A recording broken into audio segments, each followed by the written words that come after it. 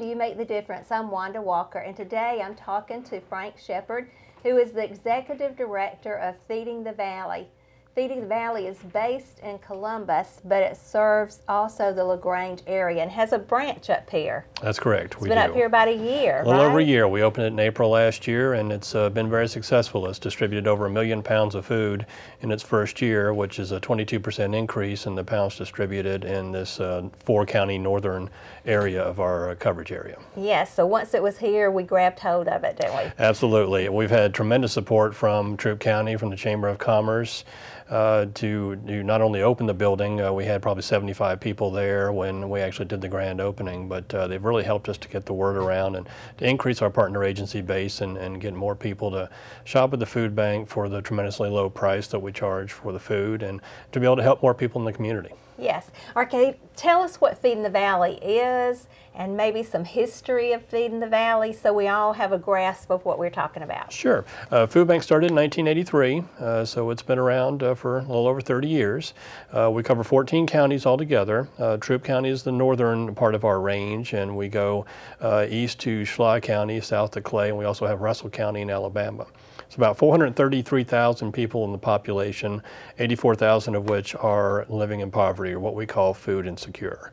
So the food bank operates 3 main kinds of programs, which are food distribution, where we have partner agencies, typically churches and outreach groups that come to the food bank, and they buy food to help people in their area. We have children's programs where we feed after school meals to children on a regular basis. And we have a mobile pantry program where we take the food out into the community for those that don't have the ways or the resources to be able to get to a food pantry.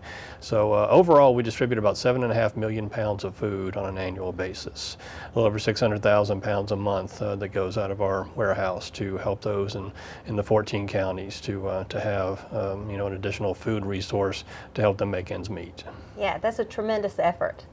It is. There's a lot to it. We have a staff of about 25 total, 15 full-time and 10 part-time. Our trucks are on the road on a regular basis, picking food up and distributing food as well.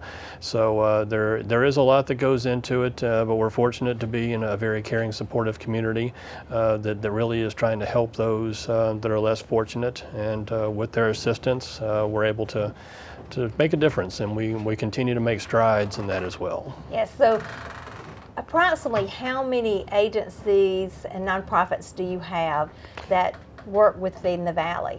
About 260 active agencies right now. That number continues to grow. We've added a number of additional agencies here in the Troup County area as well. Troop Transformation, that I know that you're familiar with, yes. Callaway Baptist as well, have come to us. And the advantage of shopping at the food bank, and the requirements, first of all, let me start with. You just have to be a 501c3 nonprofit organization or qualify as a church organization. There's yes. a 14-point checklist to be able to qualify in that way. The setup process is very easy. It's an initial interview. We do the paperwork. We do an on-site review of your facilities, do some training on, serve safe training for proper food storage and distribution, and then you're all set up to be able to shop in our warehouse. Our warehouses are set up much like a Sam's. It's you simply buy in bulk product, and we charge a flat rate. It's by weight of 19 cents a pound. The example we give is if you bought 1,000 pounds of our food at wholesale, it would cost you on average $1,600. In our warehouse, it costs $190. Yeah. So it obviously gives these nonprofits the opportunity to stretch their budget much further and to be able to help a lot more people in need. So we encourage local churches, local nonprofit agencies that are not currently signed up with us to please come by and visit with us, and we'd like to have you come and shop in our food bank and be able to help more people.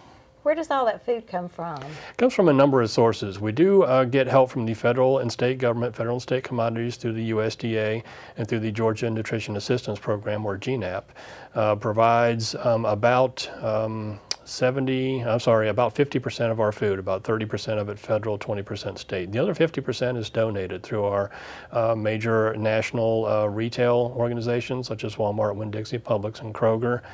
We also have a number of local farmers markets, mom and pop type grocery stores that donate to us as well. Some food distributors and food manufacturers in our area will also contribute to us. Their food product, and then the rest of it comes from food drives. And we will probably receive about 250,000 pounds of food during the year from food drives done by local corporate groups, civic groups, churches. And at this time of year, we can have as many as 200 food drives going at one time during the holidays. Wow, that's remarkable. Now, tell me what kind of foods that you might have in the food bank.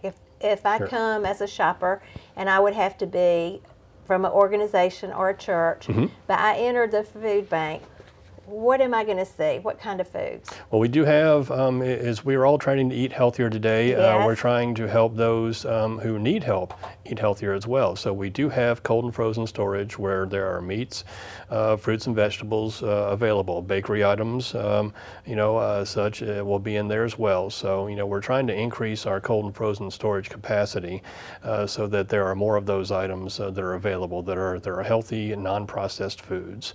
There'll be a number of canned items from meats, fruits, and vegetables that are available, as well as a number of drink items, everything from water to juices to Gatorade. It really comes down to what the donors have that they will release to us, Right. And we'll be able to receive those foods and be able to offer them for sale.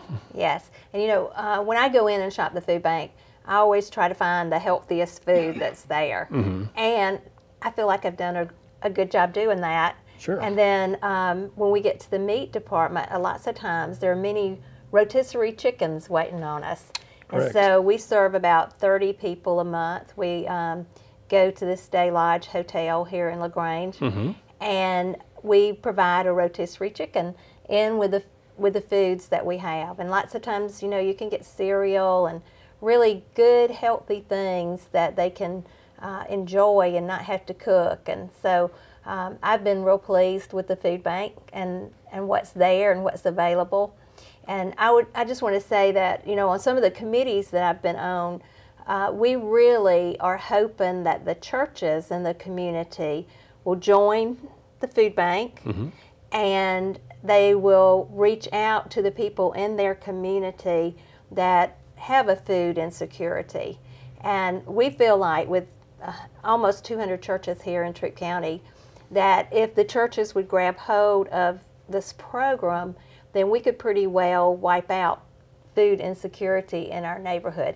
And one of the things that I am amazed at is that you can go to the food bank and we have a little pickup truck that we use, and then a vehicle that has plenty of space in it, and we can fill that up for $150. Right. And sometimes less than that. And it's things like diapers for the ones who have small children. There's coffee, there's tea, there's lots of things that you can make somebody's life a lot better.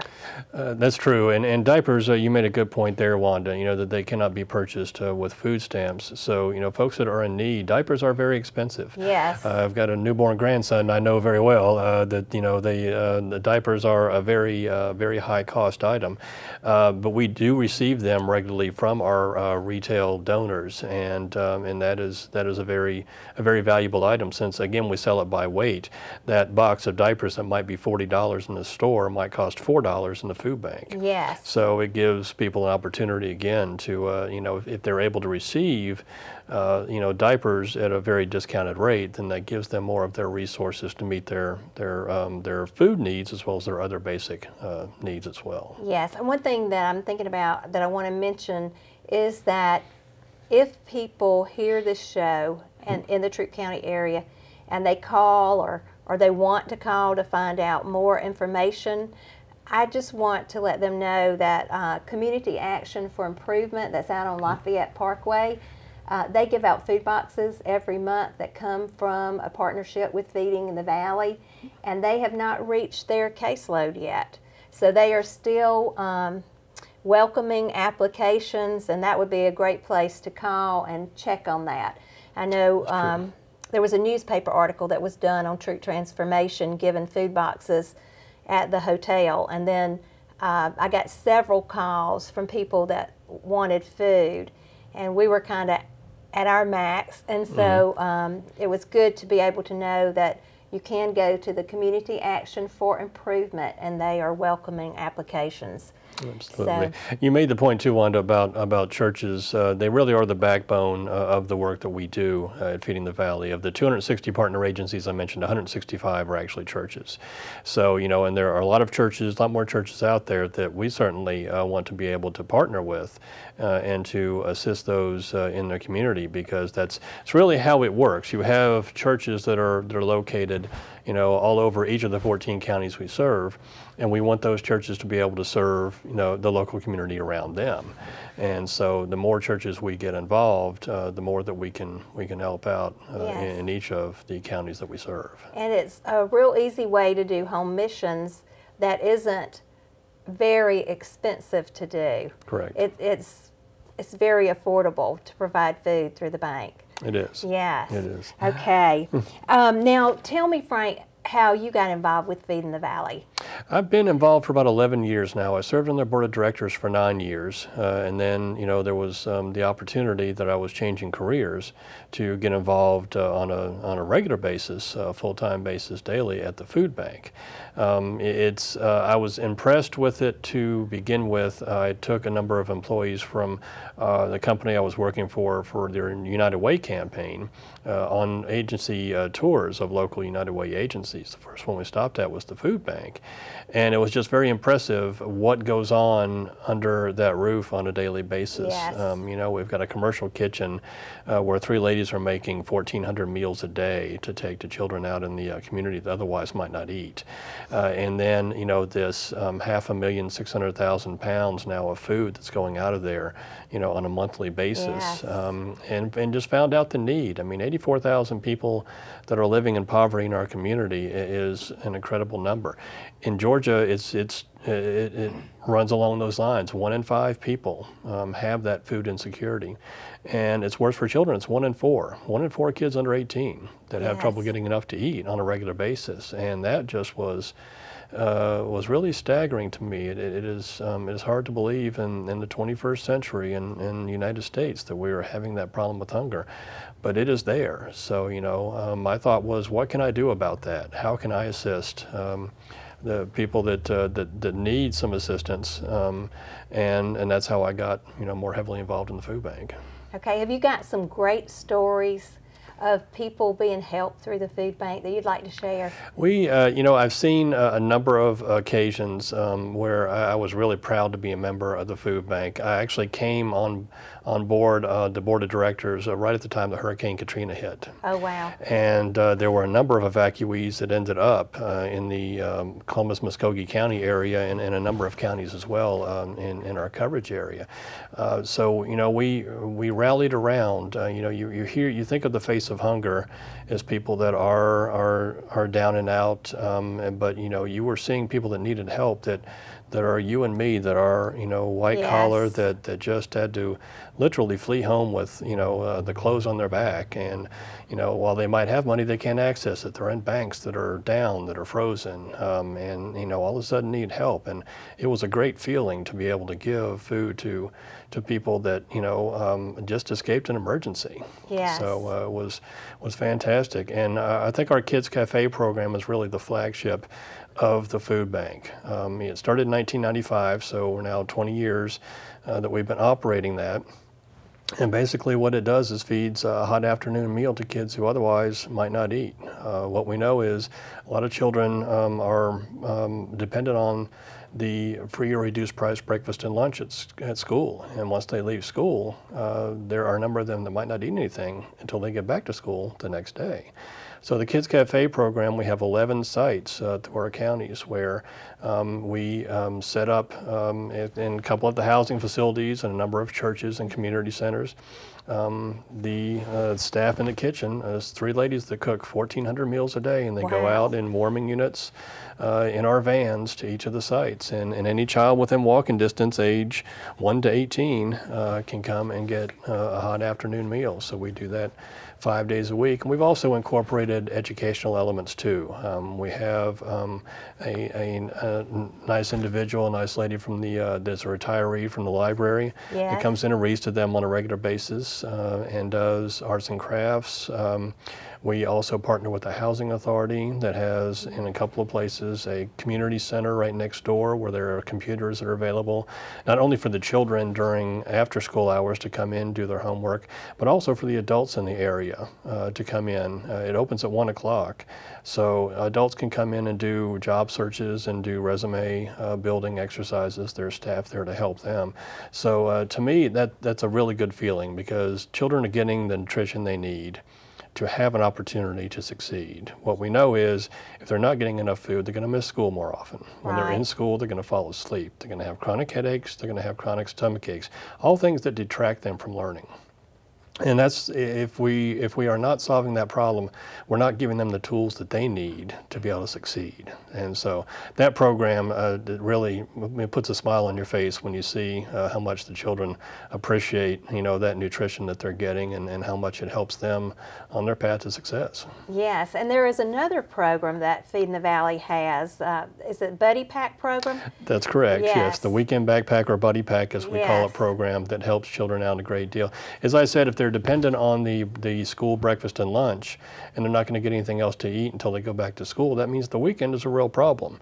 And there are children that I know that are not getting any nutrition over the weekend, and that's just that's really a shame. We have to do something about that. So we now have the Weekend Backpack program, where we have churches that partner with the schools, their local schools. Typically they're a partner in education, and we ask the schools to identify the most chronically hungry children, and then we supply the food to the church, who then fills backpacks for these children each Friday. It's about 15 items, typically kid-friendly items, meaning that they are pop-tops or things that do not require cooking, do not require an adult to have to open them for them to be able to eat. Still try to have nutritious foods in that grouping though. And so the child just goes to a certain spot at the school each Friday and picks up their backpack and takes it home and has food to tide them over for the weekend. They bring the empty backpack on Monday, and they'll repeat the process again on Friday. It's entirely confidential. The school does not divulge the names of the children to the church.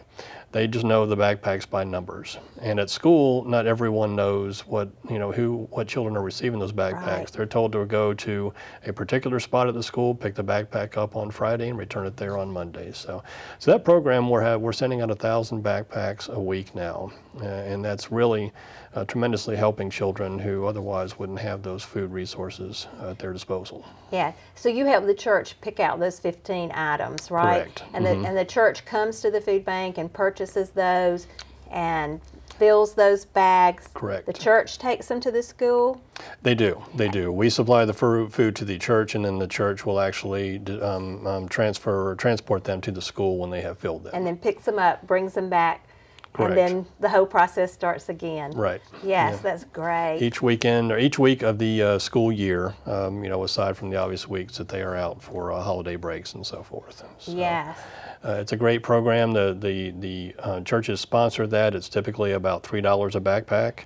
So, it's only a cost of about $100, $125 for one backpack for the child for the entire year. And that's also in Troup County. All the public schools have been adopted by at least one church. Yes, that's correct. And so if those churches join the food bank, they could do that program very easily and bless those schools and bless the children. That is correct. That would be a great way for them to interact with their school, wouldn't it? Absolutely, and it's the program is growing in Troup County, so we're really pleased to see that. It's obviously a lot more convenient now that we have a warehouse facility there, right there on Gordon Commercial Drive, where they can come in and receive that product, as opposed to having to go 35 miles down the road to get to us in Columbus. Yes, and in Troup County, in Hogansville, there's God's Bread Basket. Correct.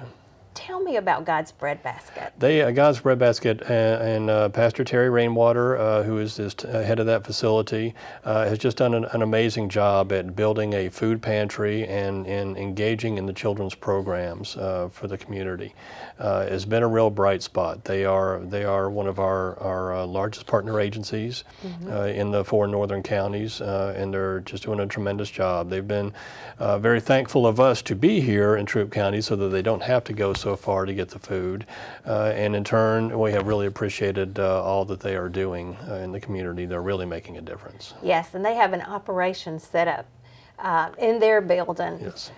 Complete with the rollers that they roll the boxes down and put the boxes together, and they serve approximately 300 a month. Is that right? I believe it's correct, yes. Yes, and so that is a real benefit for their community. I want to know about the mobile food pantries. Sure, mobile pantry, the third program. What we know is in a lot of rural areas as well as a lot of urban areas. Individuals do not have the resources or the means to get to a local food pantry to be able to get their food. So through the mobile pantry program, we partner with the enrichment services personnel in each of the counties. The enrichment services personnel will then sign up each of the eligible individuals, and we will give them a time and date, a regular route that will be in certain areas to deliver food. And we'll have volunteers in our warehouses pack 35 to 40 pound boxes of food, which can include meats, vegetables, there'll be some snack items and regular, fruits and vegetables as well, and pack those in our trucks. Then we'll take those food boxes out on a regular route. Some areas are reached 2 or 3 times a month. There are other areas once a month, but that schedule is set, more than a month in advance. So each of the counties knows where we're going to be at a time. And through that program, we're distributing now over 7,000 boxes a month of food to individuals who otherwise, would have trouble getting to any food and to have that food supplement. We do other things with that program to try to assist individuals in sustainability as well. We include in those boxes a sheet full of recipes. The objective to be to teach them how to sustain that food, to make it grow, or to make it last as long as possible. Yes, how many different meals can you make out of this? It might be a roast, it might be a stew, it might be soup or whatever the case may be after that. But so, just trying to assist, because this is designed to be a food supplement, and we want to be able to help them to stretch that as far as possible to meet with their other food supplies to be able to eat a healthy, nutritious diet on a regular basis. Yes, and I went down to West Point where they were having a mobile pantry. They do that on a regular basis. They do. And it was set up, and people were riding through and picking up their boxes, and the truck was there, and we were packing the boxes, just as the people were coming through, and we had a real system going. But yeah, it was really rewarding, and it was good food coming off of those trucks. So great job. We are very blessed to be able to run that program, because it does make such a difference in the community. There are, as I said, so many people that really struggle to get to a food source, or may live some area from that. There are areas we call food deserts, that individuals in a county that do not have access. We have counties that do not have a grocery store. We have counties that do not have a grocery store or a convenience store. And so it is obviously then a long way for individuals to have to go to get to food. So we try to pick out mobile pantry drop spots where there's a significant population, but that population may be a long way away from a food source, and be able to deliver those food products to the individuals and families that need the most. Yes. If somebody were just interested in coming by the food bank to see how it works. Would that be a possibility? Certainly is. The Columbus warehouse is open from 8 to 5 Monday through Thursday, 8 to noon on Friday. LaGrange facility here is also open each day from 9 till about 4. There'll be somebody there. Okay. So, and again, if they are interested in signing up as a partner agency, you know, we encourage them to come by. If they want to see the process and see how it works, we'd love to have them. If they want to volunteer, volunteers are very important to us. Volunteers last year logged 18,000 hours at our Feeding the Valley sites. That's the equivalent of over 8 full-time employees. And as a small nonprofit on a tight budget, we would really struggle if we had to pay 8 individuals to do all that work. So, you know, we feel very fortunate to have a number of groups that come in. We are supported by corporate groups, church groups. We have Fort Benning that does a lot of volunteering for us. Groups of soldiers come in as well.